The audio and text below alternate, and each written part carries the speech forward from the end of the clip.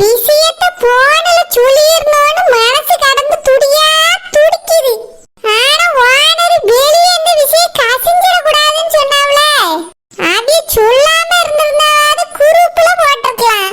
இப்ப குரூப்ல போட முடியாது. வானர் பார்த்தா யாசுவாவ. ஆனாலும் இப்ப யார்கிட்டயாவது சொல்லணுமே. இல்லனா மனசுக்கு ஒரே கஷ்டமா இருக்கும். யார்கிட்ட சொல்லலாம்? கண்ணுமணி பிள்ளைட்ட சொல்லுவோமா? இல்ல நீரஜா பிள்ளைட்ட சொல்லுவோமா? வேண்டாம் வேண்டாம், இவகிட்ட சொல்லி என்ன ஆகுது? சாமி பிள்ளைட்ட சொல்லுவோம். அவதானே இந்த கல்யாணம் நடக்க கூடாதுன்னு சொல்லிக்கிட்டு இருந்தா.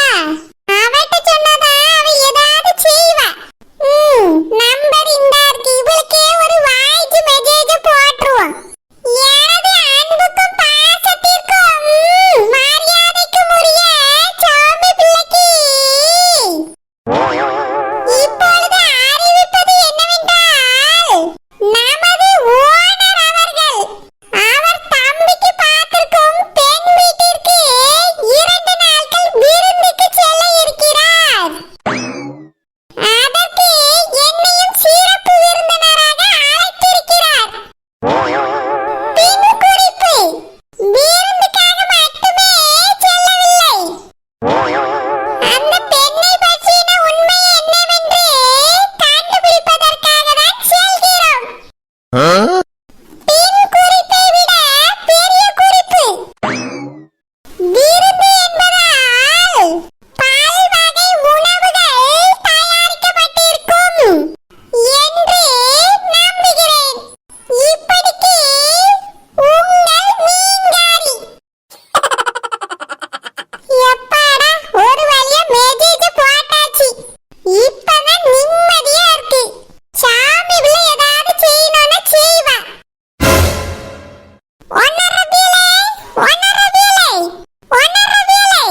வந்துட்டியா?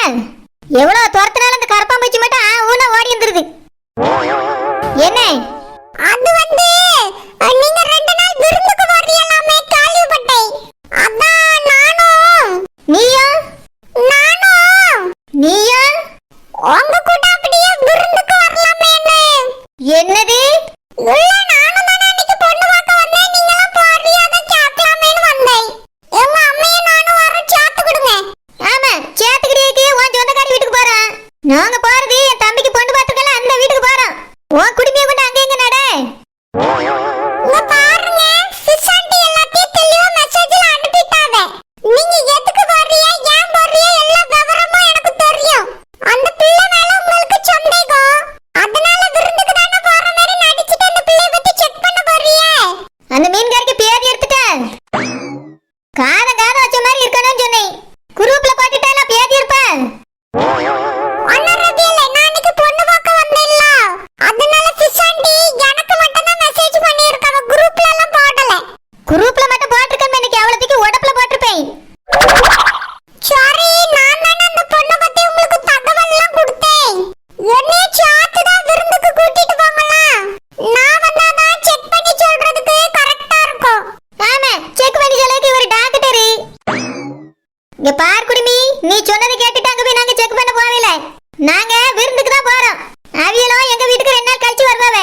உன் குடுமி ரொம்ப ஆடாம போய் கக்கூஸ் கழுவி வேலை பாரு. ச்சே, ஒரு உதவி செய்யலாமேன்னு வந்தா எல்லாரும் யாசகம் செய்யாத. நான் அப்படி என்ன தப்பா கேட்டுட்டேன்? நான் சொல்லிதானே உங்களுக்கு அந்த விஷயமே தெரியும். இல்லன்னா அந்த பிள்ளை நல்ல பிள்ளை தானே நீங்க நினைச்சிட்டு இருப்பீங்க. சேகர் என்னோட ஃப்ரெண்டு. அவனுக்கு இந்த மாதிரி சரியில்லாத பிள்ளைய கட்டி வச்சு உன் வாழ்க்கை வீணா போயிடக்கூடாதுங்கிறதுனால தான் நான் சொல்றேன். ஆமா, சொல்லுவாரு. குடுமி அறுத்துட்டா நல்லா சொல்லுவாரு. இப்ப என்னைய கூட்டிட்டு போக மாட்டீங்களோ? நான் வரேன்டாமா. வரேன்டா, நீ எதுக்கங்க? இங்க பாருங்க, ஓனர் ரவியலே, ஒரு இன்டெலிஜென்ட்டான பிள்ளைய நீங்க மிஸ் பண்ணிட்டு போறீங்க. இன்டெலிஜென்ட்னா என்னது? இங்க பார் குடுமி, எந்த டிஜென்ட் எங்களுக்கு வேண்டாம். நீயே உட்கார்ந்து சோப்பு போட்டு குளிச்சிக்க, துணியை துவைச்சிக்க. இன்டெலிஜென்ட் டிஜென்ட் நீட்டு வித்துக்கிட்டு வந்திருக்கா. ச்சே, உங்ககிட்ட நான் இங்கிலீஷ்ல பேசுனது தப்புதான். என்னைய மாதிரி ஒரு அறிவான பிள்ளைய நீங்க இழந்துட்டு போறீங்கன்னு நான் சொல்ல வந்தேன். நான் என்ன உன்னை கல்யாணம் பண்ணிக்கிட்டேன்னு சொன்னேனாக்கா? அறிவாளி பிள்ளை இழந்துட்டு போறதுக்கு பேதி எப்ப குடும்பிக்காரி என்ன பிரச்சனை உனக்கு? இங்க பாருங்க, சேகருக்கு பாத்திருக்க பொண்ணுக்கு இப்படி ஒரு ப்ராப்ளம்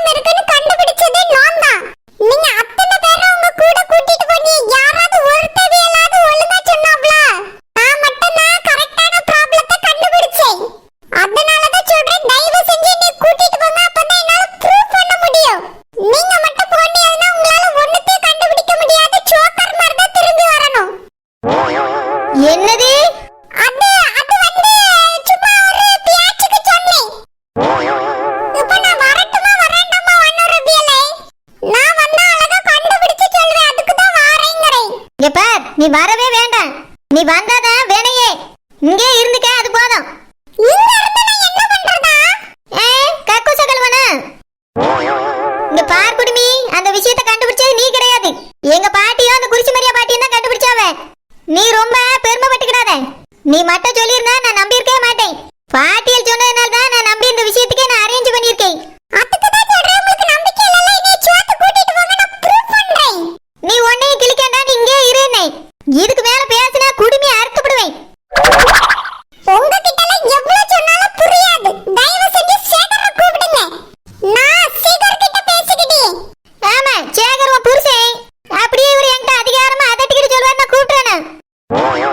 கொண்டே அறுத்துட்டு கடல்ல கொண்டு தள்ளிவிடுவேன். மரியாதை இங்க இருந்து ஓடி போயிரு. பேதி எடுப்பா குடுமிக்காரி, கொஞ்சம் இடத்த கொடுத்தோன்னே அப்படியே மரத்தை பிடிக்க கேக்குறியே.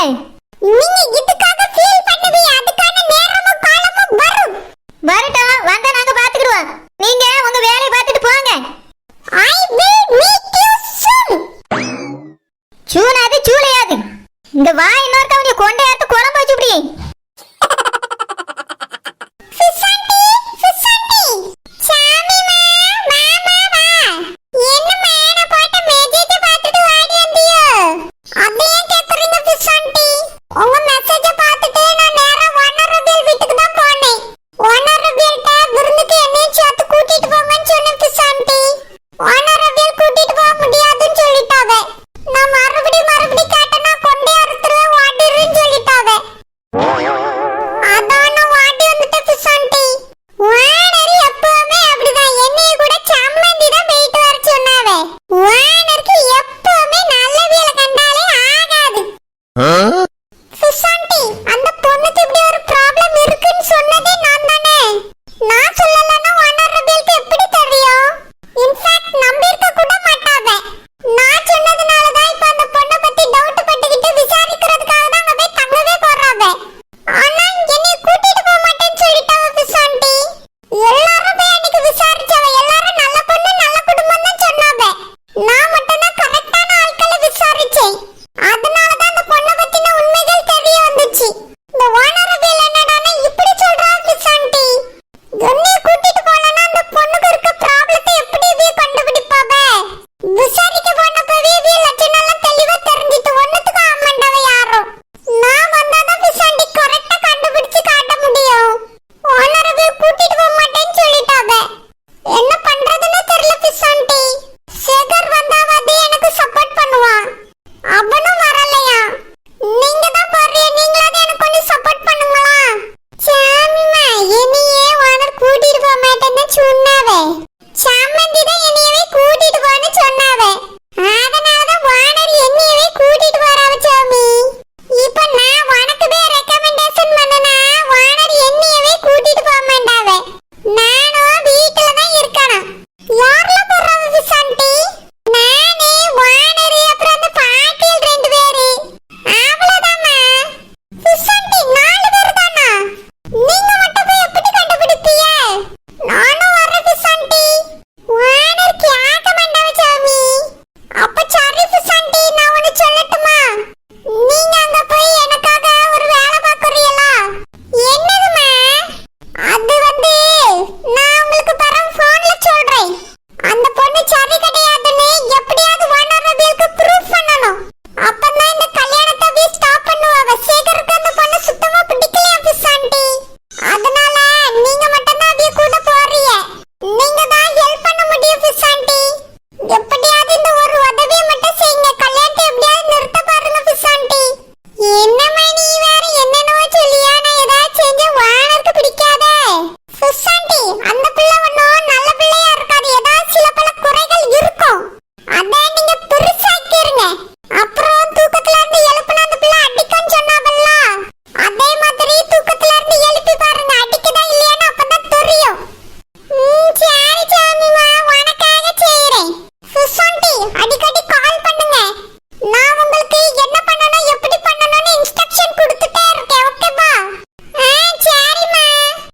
நாங்க வரலனாலும் உங்களை வச்சு ஏதாவது ஒண்ணு பண்ணி இந்த கல்யாணத்தை ஸ்டாப் பண்றேன்.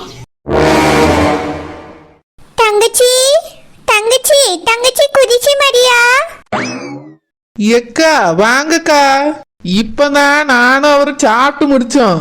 அங்கதான் வரலான்னு நான் நினைச்சிட்டு இருந்தேன், நீங்க வந்துட்டீங்க. உட்காருங்கக்கா. தங்கச்சிமா, தம்பி சேகருக்கு பார்த்திருக்க பொண்ணு வீட்டுக்கு 2 நாள் விருந்துக்கு போகணுமா?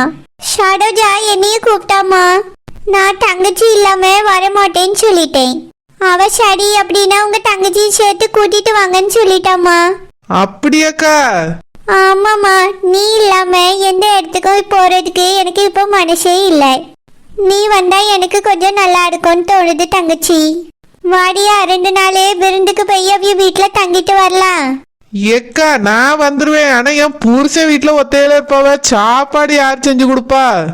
அதான் யோசிச்சிட்டு இருக்கேன். குழந்தனே, 2 நாள் ஹோட்டல்ல வாங்கி சாப்பிட சொல்லுமா. இல்லனா சௌந்தர்யா கிட்ட ஒரு வார்த்தை சொன்னா போதும், அவளே சாப்பாடு கொடுத்து கவனிச்சுக்கிடுவா. வேண்டாக்கா, அவளுக்கு எதுக்கு சிரமம்? இவியல நான் ஹோட்டல்ல சாப்பிட சொல்லிடுறேன். நான் சமைக்கிறத சாப்பிடுறதுக்கு தான் அவருக்கு வலிக்கும்.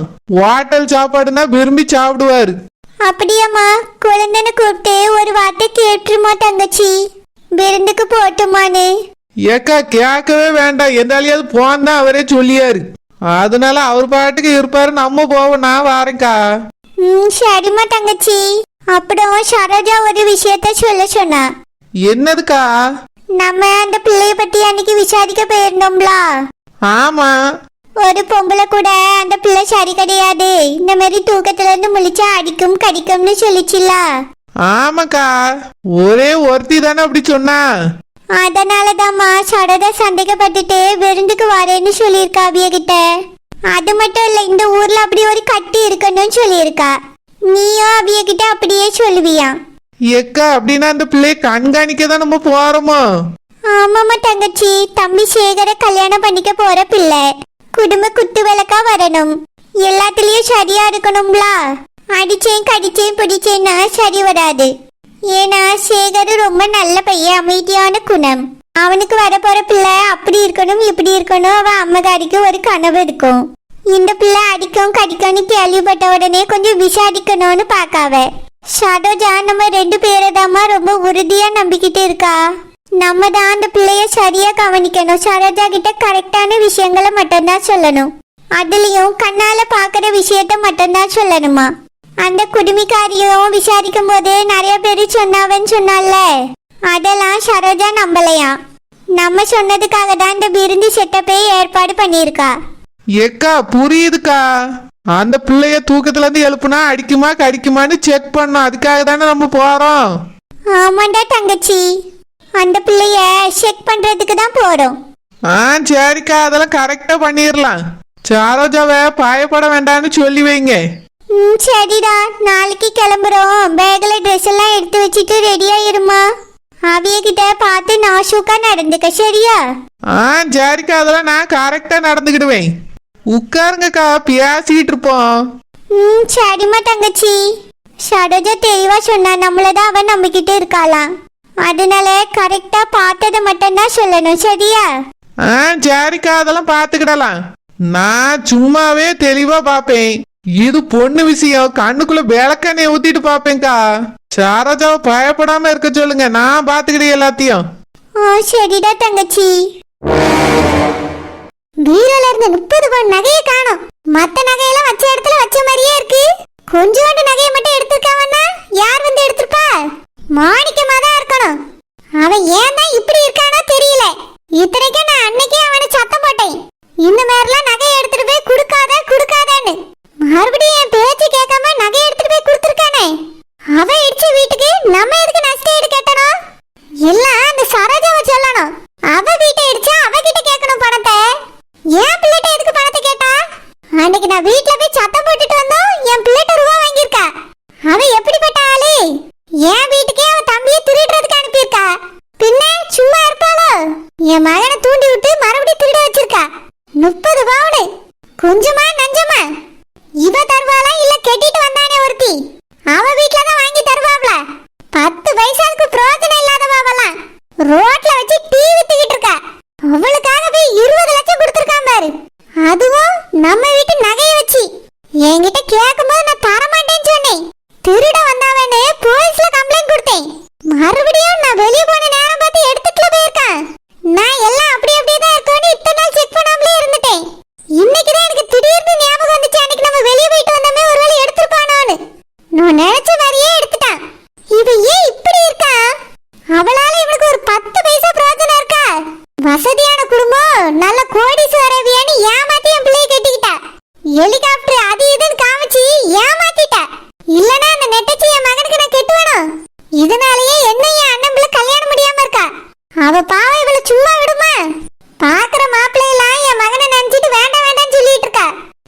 ஒளிஞ்சு போயிருவான்னு பார்த்தா என்ன இவனை கால சுத்தின பாம்பு மாதிரியே கிடக்கா.